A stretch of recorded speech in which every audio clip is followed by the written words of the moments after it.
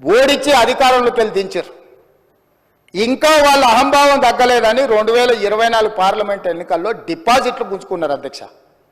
అయినా ఇంకా వీళ్ళు అధికారం పోయినా మారలేదు, డిపాజిట్లు పోయినా మారలేదు. ఈరోజు మెదడు కూడా పోయినట్టుంది అధ్యక్ష వాళ్ళు చేస్తున్న అల్లరి చిల్లర పనులు చూస్తుంటే. అధ్యక్ష, మనం బాధ్యత కలిగిన ప్రజాప్రతినిధులం. ఇంత కీలకమైన సమస్య చర్చ జరుగుతున్నప్పుడు ఈ చర్చను కొనసాగించి చర్చ పూర్తయిన తర్వాత తీసుకోమని అడగనున్నారు అధ్యక్ష. తమరు అనుమతిస్తే ఏదైనా. ఇవాళ నేను ఎందుకు వివరాలు ఇక్కడ మొత్తం చెప్పలేకపోతున్నానంటే, ఒక పక్కన ఏసీబీ విచారణ చేస్తుంది, రెండవ పక్కన కోర్టులో అతను వాదనలు వినిపిస్తున్నాడు. నేను ఏ సమాచారం అవసరానికి మించి వాస్తవాలను ఏది మాట్లాడినా ముఖ్యమంత్రిగా ఈ శాఖ 2 శాఖలు నా పరిధిలోనే ఉన్నాయి కాబట్టి నేను ఏదైనా ఆ శాఖలను మీద ప్రభావితం, ఆ శాఖలను ఏదైనా ప్రభావితం చేస్తా అని చెప్పి ఏదన్నా అనుకునే అవకాశం ఉంటుంది కాబట్టి నేను ఆ వివరాల జోలికి వెళ్తలేను.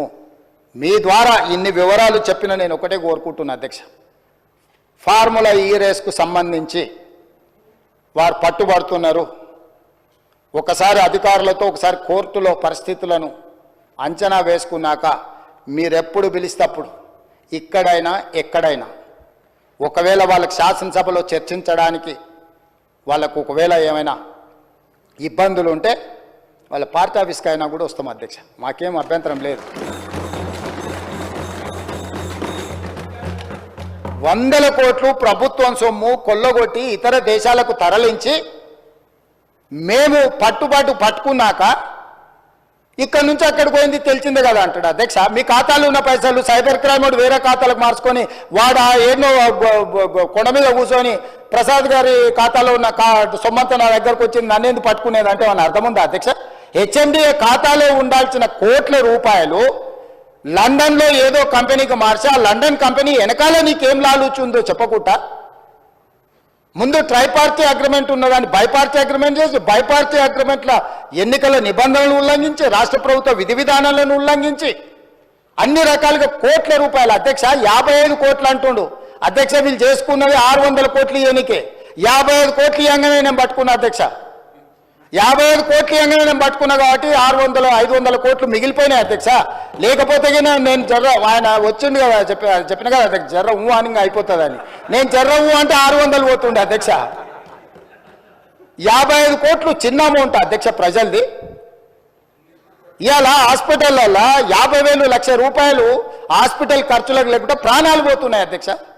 ప్రభుత్వ సొమ్ముకు జవాబుదారీతనంగా ఉండాల్సిన ప్రజాప్రతినిధులు 55 కోట్లు పోతే ఏమైంది?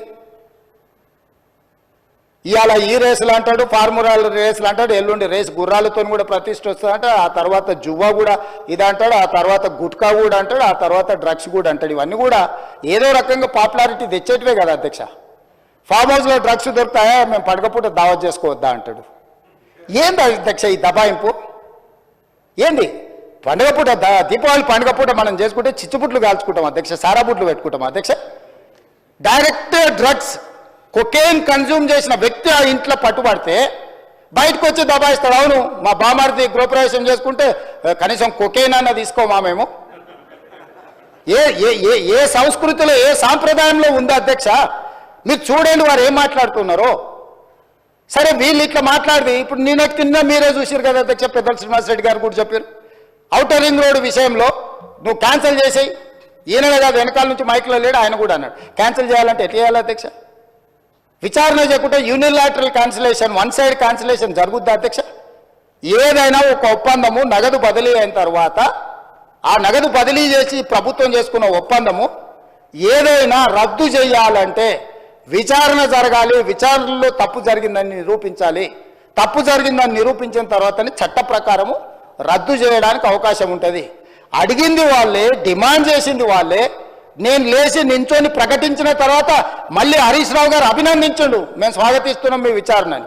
ఇవ్వాలంటే నా మీద కక్షతోని విచారణకు ఆదేశించిండని. అంటే ఔటర్ రింగ్ రోడ్ అమ్ముకున్నా ఏమనొద్దు, హెచ్ఎండిఏలో 100 కోట్లు విదేశాలకు తరలించి ఆ విదేశాలలో మీరు ఎట్టెట్లా వంచుకుంటారో ఎవరెవరు ఈ నుంచి నువ్వు ఎఫ్ఈఓ ఖాతాలకు పోయిందో చూపిస్తున్నావు. ఎఫ్ఈఓ ఖాతాల నుంచి లండన్లో ఎవరి ఖాతాలకు పోయినా మళ్ళీ అవతల ఎవరు తేల్చాలి అధ్యక్ష? విచారణ చేయకుండా తేలుతుందా అధ్యక్ష? ప్లస్ నోట్లు పంపలే అధ్యక్ష, పౌండ్స్ కొనాలి ప్రభుత్వం అంటే ఆర్బీఐ అనుమతి తీసుకోవాలి అధ్యక్ష. ఫారిన్ కరెన్సీ పర్చేజ్ చేయాలంటే ఏ ట్రాన్సాక్షన్ చేయాలన్నా రిజర్వ్ బ్యాంక్ గైడ్ లైన్స్ ఉన్నాయి అధ్యక్ష. ఎట్లా పడితే అట్లా నా దగ్గర నోట్లు ఉన్నాయని నోట్లు ఇచ్చి డాలర్లు కొంటా, డాలర్లు ఇచ్చి పౌండ్స్ కొంటా, లేకపోతే రూబీలు కొంటా అని లేదు అధ్యక్ష. భారతదేశము రాజ్యాంగం పరిధిలో రిజర్వ్ బ్యాంకు కొన్ని నిబంధనలు అధ్యక్ష. పౌండ్స్ కొనాలంటే రిజర్వ్ బ్యాంక్ అనుమతి ఇవ్వాలి అధ్యక్ష.